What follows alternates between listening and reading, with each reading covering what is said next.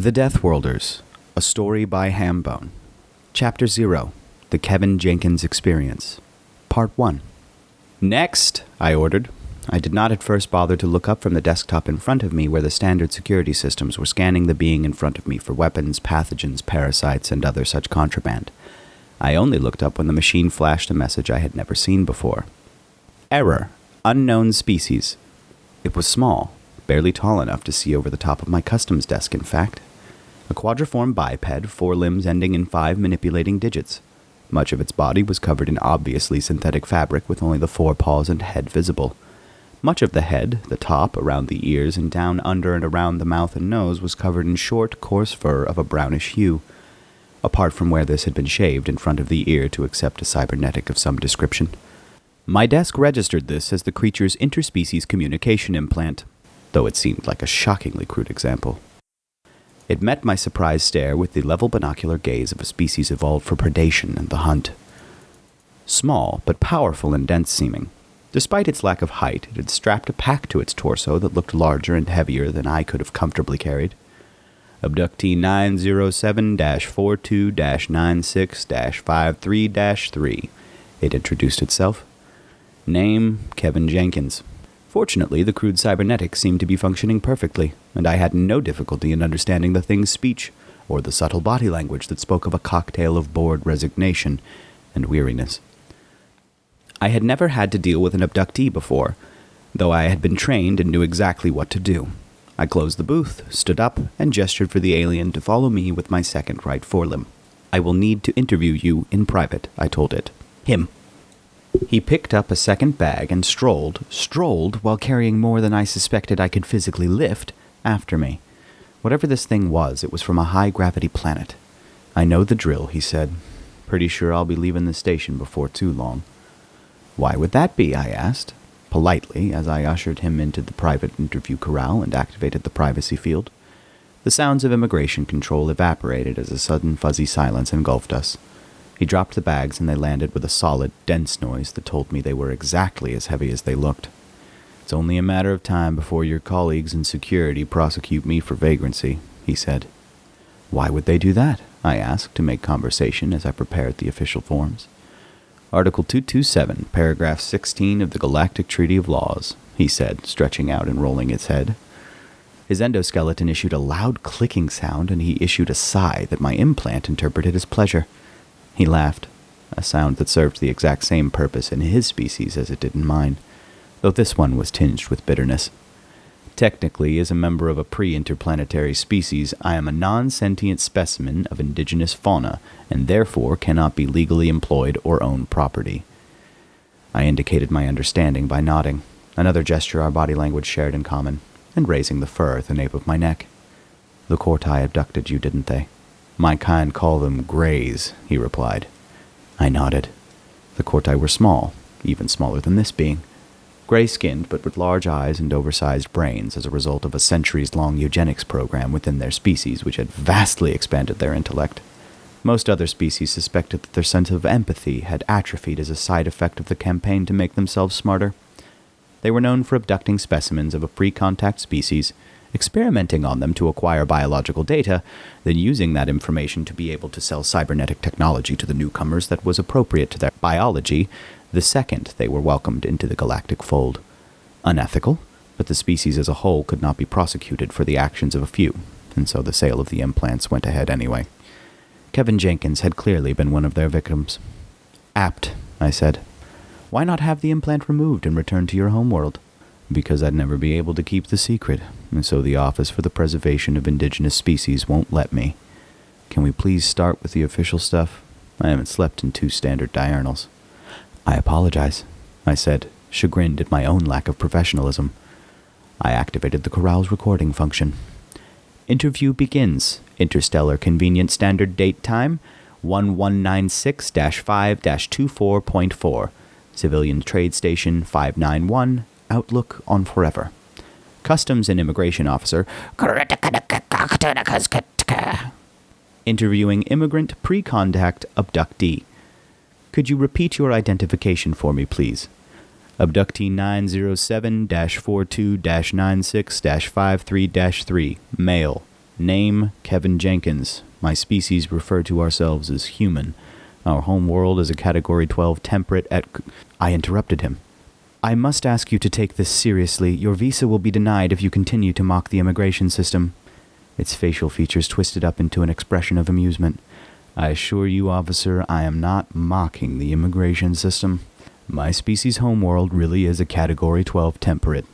You will find documentary verification of that fact on this data storage. I ripped the data storage and attached it to the recording. True to his word, a full survey of the human homeworld revealed that it was indeed Category 12. A death world. Hostile, vicious, and forever primordial. Experimentally, I tried to enter this fact onto the paperwork, which of course threw up an error code. It is considered impossible for sentient beings to evolve on Category 12 planets, I said.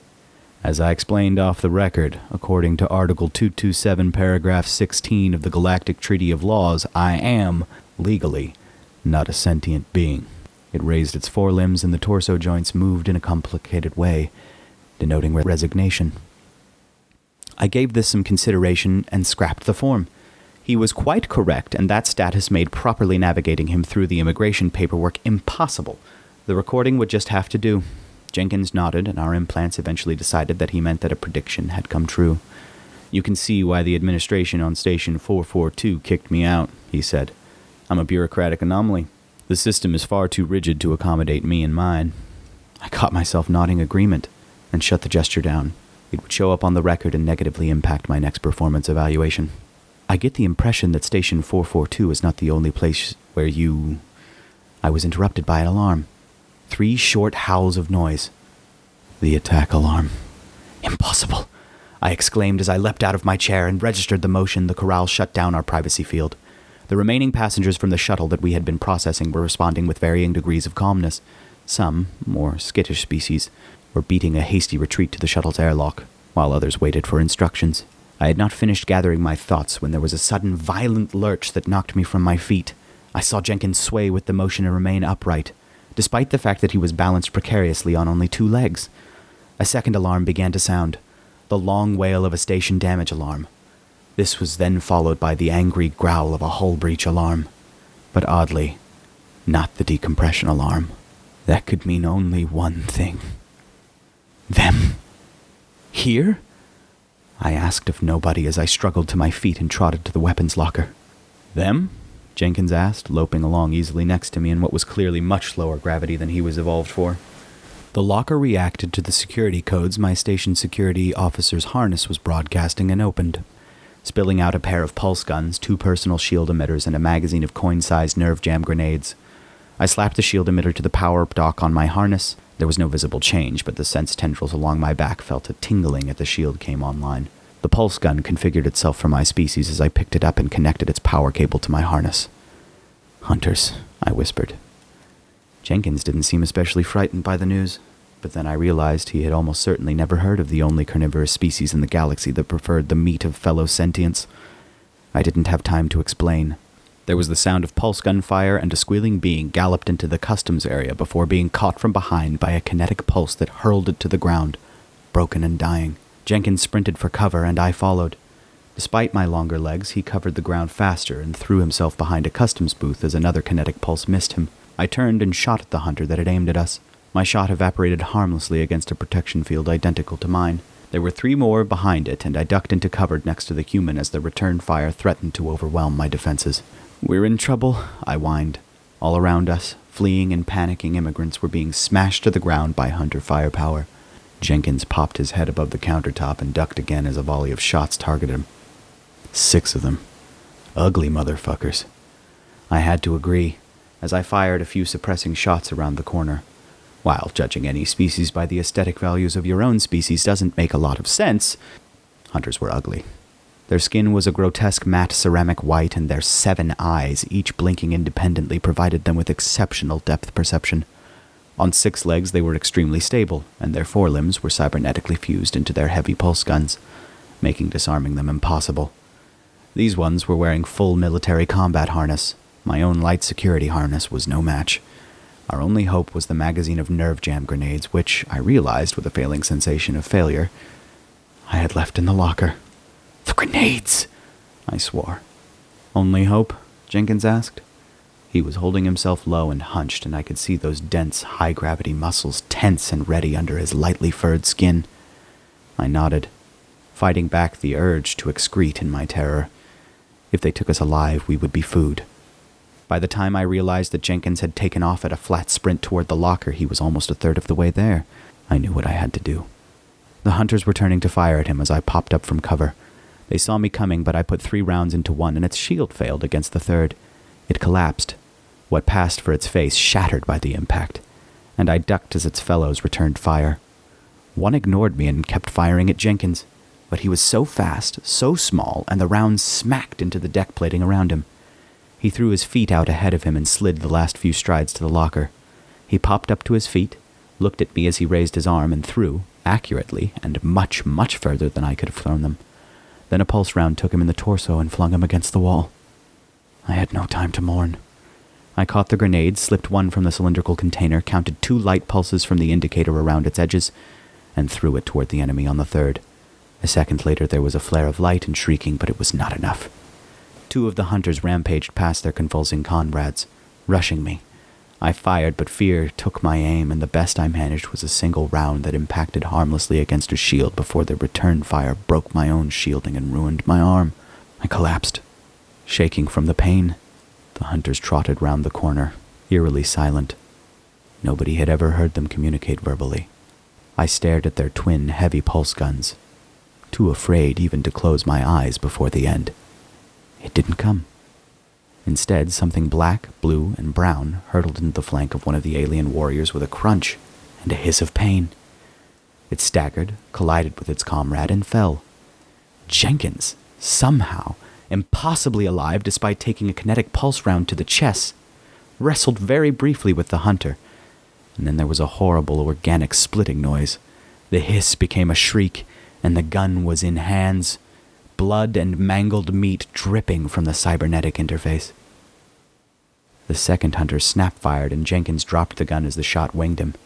He didn't seem to notice.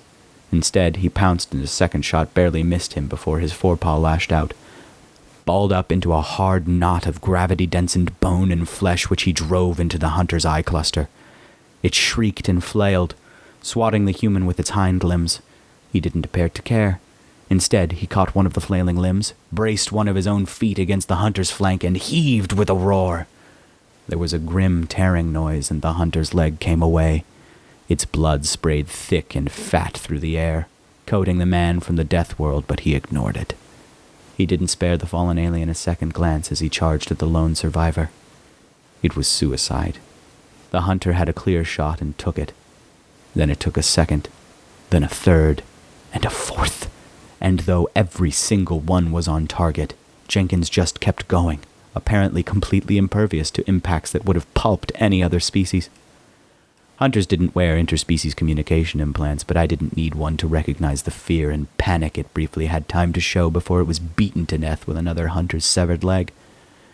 Jenkins just kept hitting it again and again, snarling and shouting, ordering it to die and declaring improbable things about its parentage, before finally he stopped and stepped away from the broken thing he had made, gulping down great shuddering breaths of what, to him, must have been very thin and dry air. Then he apparently lost the strength to stand, and his forelimbs folded up underneath him. His head sank down until the pointed bottom of his jaw was resting against his torso. I swallowed my pain and staggered to my feet. My arm dangled useless by my side, and every slight movement was agony. But I had to know if he was alive. The all-clear alarm sounded just before I reached him, and he moved in response to it. One of his eyes had swollen and was turning a dark red-purple. But the other blinked at me, and his mouth curled upwards at the corners. I saw that one of his teeth was missing. "Tough bastards," he said, and spat bright red blood onto the hunter corpse next to him. I couldn't help it. I had to laugh.